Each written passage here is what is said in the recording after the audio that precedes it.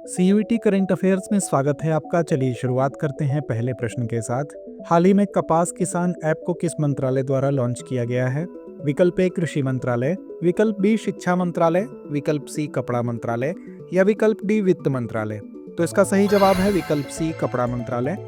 कपास किसान ऐप को भारतीय कपास निगम द्वारा कपड़ा मंत्रालय के अंतर्गत विकसित किया गया है।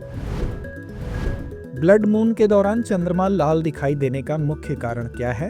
विकल्प ए चंद्रमा के लाल रंग का रंजक, विकल्प बी पृथ्वी के वायुमंडल में रेले स्कैटरिंग प्रक्रिया, विकल्प सी सूर्य की लाल रंग की किरणें या विकल्प डी चंद्रमा का प्राकृतिक रंग। तो इसका सही जवाब है विकल्प बी पृथ्वी के वायुमंडल में रेले स्कैटरिंग। जब पृथ्वी सूर्य और चंद्रमा के बीच में आ जाती है तो सूर्य की सीधी रोशनी चंद्रमा तक नहीं पहुंच पाती।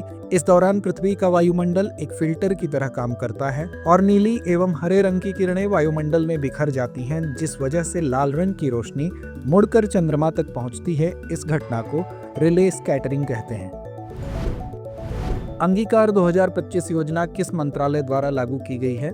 विकल्प ए कृषि मंत्रालय, विकल्प बी स्वास्थ्य और परिवार कल्याण मंत्रालय, विकल्प सी वित्त मंत्रालय या विकल्प डी केंद्रीय आवास और शहरी मामलों का मंत्रालय। तो इसका सही जवाब है विकल्प डी केंद्रीय आवास और शहरी मामलों का मंत्रालय। अंगीकार 2025 योजना प्रधानमंत्री आवास योजना शहरी 2 के तहत व्यापक जागरूकता फैलाने और कमजोर वर्ग को लाभ पहुंचाने के लिए केंद्रीय आवास और शहरी मामलों का मंत्रालय द्वारा लागू की गई है।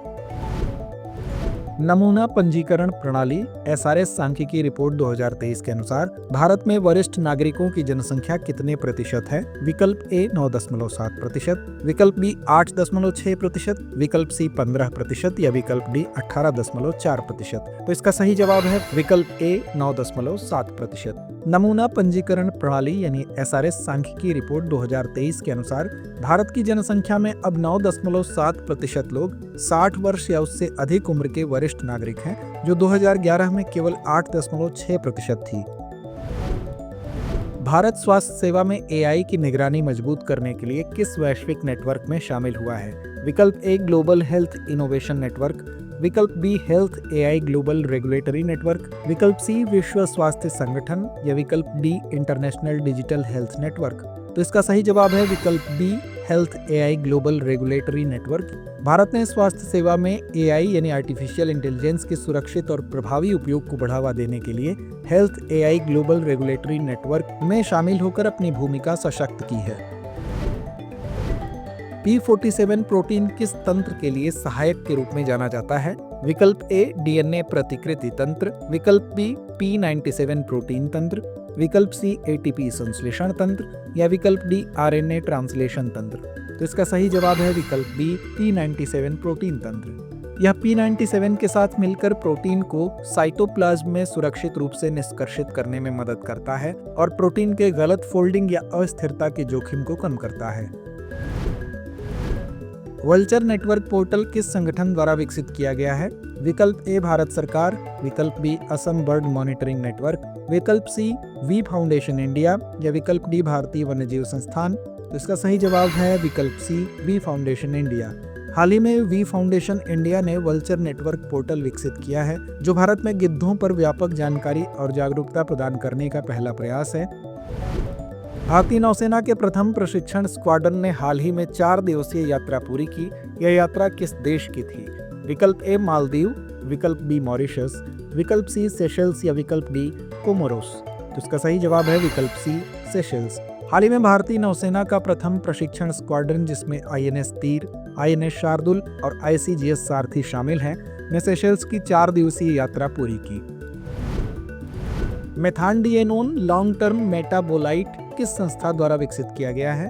विकल्प ए विश्व डोपिंग रोधी एजेंसी यानी वाडा, विकल्प बी राष्ट्रीय औषधि शिक्षा एवं अनुसंधान संस्थान या विकल्प सी भारतीय खेल प्राधिकरण साई, विकल्प डी भारतीय आयुर्विज्ञान अनुसंधान परिषद यानी आईसीएमआर। तो इसका सही जवाब है राष्ट्रीय औषधि शिक्षा एवं अनुसंधान संस्थान।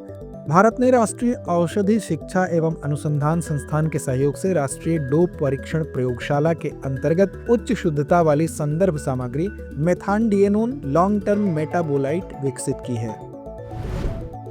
भारत में मिशन मौसम किस वर्ष लॉन्च किया गया था? विकल्प ए 2022, विकल्प बी 2023, विकल्प सी 2024 या विकल्प डी 2025। तो इसका सही जवाब है विकल्प सी 2024। भारत ने मिशन मौसम योजना को 2024 में लॉन्च किया था, जिसका उद्देश्य अल्पकालिक मध्यम अवधि विस्तारित और मौसमी मौसम पूर्वानुमान की सटीकता में सुधार करना है। तो आइए अंत में नोट करते हैं आज का अभ्यास प्रश्न। माई भारत प्लेटफॉर्म किस मंत्रालय के अंतर्गत आता है? विकल्प ए गृह मंत्रालय, विकल्प बी युवा मामले और खेल मंत्रालय, विकल्प सी शिक्षा मंत्रालय या विकल्प डी स्वास्थ्य और परिवार कल्याण मंत्रालय। तो इस प्रश्न का जवाब कमेंट बॉक्स में देना ना भूलें। धन्यवाद। For more informative content, like, share and subscribe, and do not forget to press the bell icon to get the notifications.